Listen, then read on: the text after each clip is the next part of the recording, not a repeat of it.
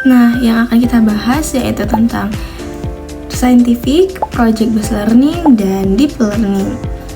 Kita langsung aja ke penjelasannya. Nah, yang pertama yaitu scientific.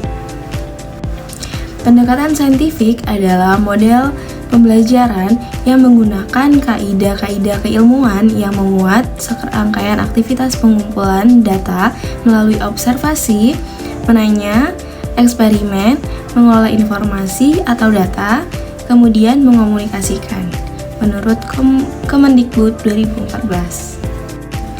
Dalam pembelajaran IPS, pendekatan saintifik melibatkan siswa secara aktif dalam proses penyelidikan, eksplorasi, dan refleksi.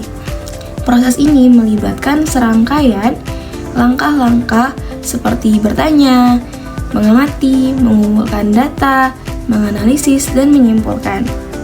Siswa diajak untuk menjadi peneliti yang aktif, mencari informasi, dan menguji hipotesis, serta mengambil keputusan berdasarkan bukti dan argumen yang mereka temukan.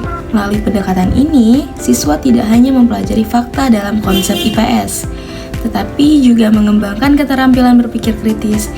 Dalam pembelajaran IPS, siswa dihadapkan pada masalah-masalah kompleks yang melibatkan berbagai faktor dan perspektif. Melalui pendekatan ini, siswa dilatih untuk mengidentifikasi masalah, merumuskan pertanyaan yang relevan, menguji hipotesis, mencari solusi yang kreatif, dan merefleksikan hasilnya. Selanjutnya, implementasi pendekatan saintifik dalam pembelajaran IPS. Dalam Permendikbud nomor 103 tahun 2014 menyebutkan bahwa pendekatan saintifik dioperasionalisasikan dalam bentuk kegiatan pembelajaran yang memuat pengalaman belajar dalam bentuk kegiatan mengamati, menanya, mengumpulkan informasi atau mencoba, menalar atau menegosiasi, dan mengomunikasikan. Implementasi pendekatan saintifik dalam pembelajaran dimulai pada tahap pendahuluan, kegiatan inti, sampai penutup. Kegiatan pendahuluan mengawali proses pembelajaran yang bertujuan untuk memantapkan pemahaman peserta didik dengan tujuan pembelajaran, esensi dan urgensi materi sehingga muncul rasa ingin tahu lebih besar dalam mempelajarinya.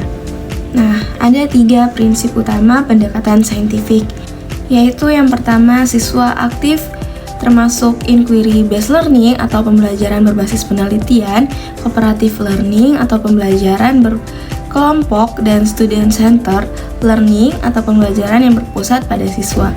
Terdapat asesmen, yaitu pengukuran kemajuan belajar siswa dibandingkan dengan target pencapaian tujuan belajar. Yang kedua, keberagaman pendekatan ini mengembangkan keragaman yang terdapat dalam kelas, termasuk konsekuensi siswa unik, kelompok siswa unik, serta keunikan dari kompetensi, materi, instruktur, pendekatan, dan metode mengajar dan konteks.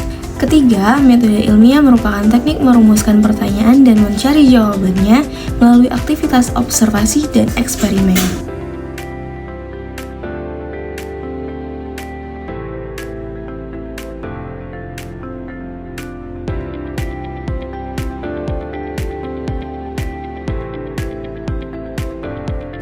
Selanjutnya, project based learning. Project based learning adalah pembelajaran yang menggunakan proyek dan sebagai sarana pembelajaran untuk mencapai kompetensi sikap, pengetahuan, dan keterampilan yang dicapai peserta didik.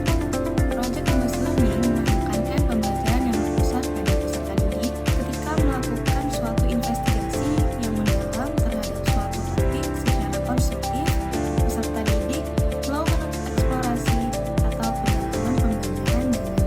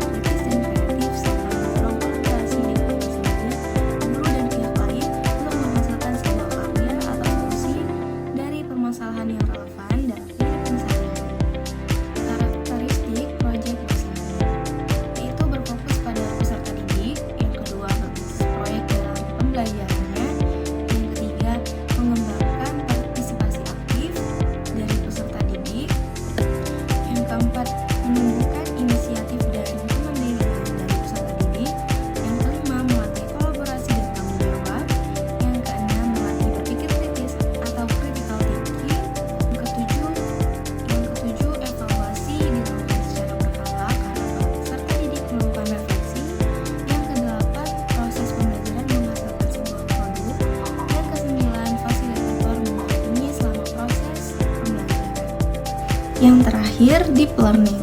Apa itu deep learning? Deep learning adalah pendekatan pembelajaran yang menekankan pemahaman konsep dan penguasaan kompetensi secara mendalam dalam cakupan materi yang lebih sempit. Dalam deep learning, siswa didorong untuk secara aktif terlibat dalam proses pembelajaran dan menyelami topik yang sedang dipelajari. Selanjutnya, model pembelajaran deep learning. Model pembelajaran deep learning dapat dimaknai secara berbeda tergantung konteksnya. Dalam pendidikan, ia menekankan pemahaman konsep yang mendalam, penguasaan kompetensi, serta proses belajar yang berkesedaran, bermakna, dan menyenangkan. Strategi pembelajaran deep learning adalah pendekatan yang berfokus pada pemahaman konsep yang mendalam, bukan sekadar menghafal, dengan tujuan agar siswa mampu mengaitkan dan menerapkan pengetahuan pada konteks nyata, serta mengembangkan kemampuan berpikir kritis dan reflektif. Nah, ada 3 elemen utama dalam deep learning, yaitu meaningful, mindful, dan joyful. Nah, jadi segitu aja penjelasan materi pada video kali ini. Sampai jumpa di penjelasan materi selanjutnya. Bye-bye!